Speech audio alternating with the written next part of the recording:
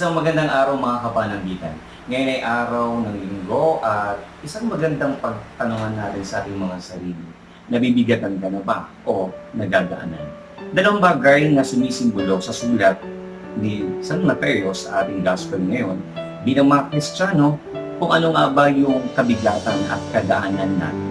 Sabi nga sa dalawang pagbasa, binabahagi dito na tayo ay naririto sa sanglibutan hindi para tayo ay magdusa at tayo ay patuloy na mabatbat sa tinatawag na kahirapan. Sa sulat ni San Mateo, binabahagi dito kung papaano na tayo mga nabibigatan, tayo mga nagre-reklamo, tayo may mga pinagdadaanan, ay hinihikayat na kung saan na huwag nating pasanin ang mga bagay na hindi naman para sa atin. Madalas sa ating buhay, ikaw ay nagpapasa ng mga bagay na hindi naman para sa iyo. Madalas, mahilig tayong mag-collect ng mga problema ng mga minamahal natin sa buhay kasi akala natin tayo si Kristo. Akala natin tayo ang mga superhero. Pero di natin alam, walang ibang superhero dito kundi ang ating Panginoon. Tunay, tayo ang kalarawan ng ating Panginoon. Pero dapat ito ay inihahandog natin sa Kanya. Turuan natin yung ating kapwa na sila ay ilapit sa piling ng Panginoon. Huwag natin lamang na ilapit sa ating mga sariling mga kapakanan o sa ating mga sariling mga pangangailangan. Ang tunay na kabigatan at mga pasanin nito ay nagsisimbolo sa paghihikayat na sila ay mapabanal at makilala nilang higit ang ating Panginoon Jesucristo. Sapagkat pagkilala natin ang ating Diyos ay sa lahat ng hamon, sa lahat ng pagkakataon, ito ay magaan. Anong sabi sa nagsulat sa ating gospel ngayon?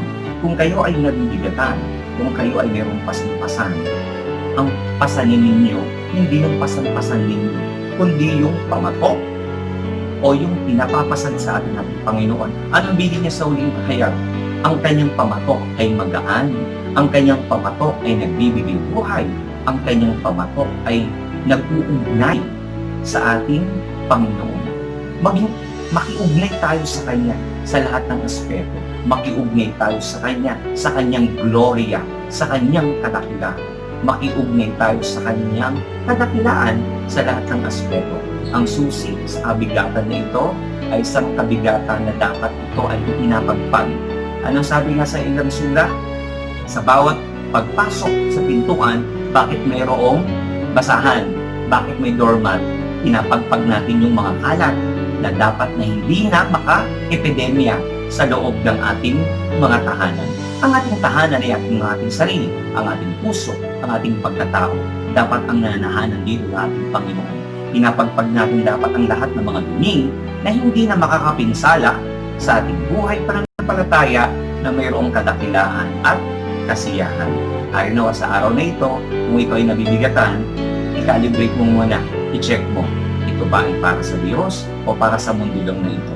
Kung ito ay para sa Diyos, dapat hindi ka nabibigatan kasi ang pinapapasan sa atin natin Panginoon, kaligtasan, pagbibigay, pagpapatawa, at the same time, pag-iisa sa isang biyayang makalangit na nagbubunsod ng kaligtasan. Amen.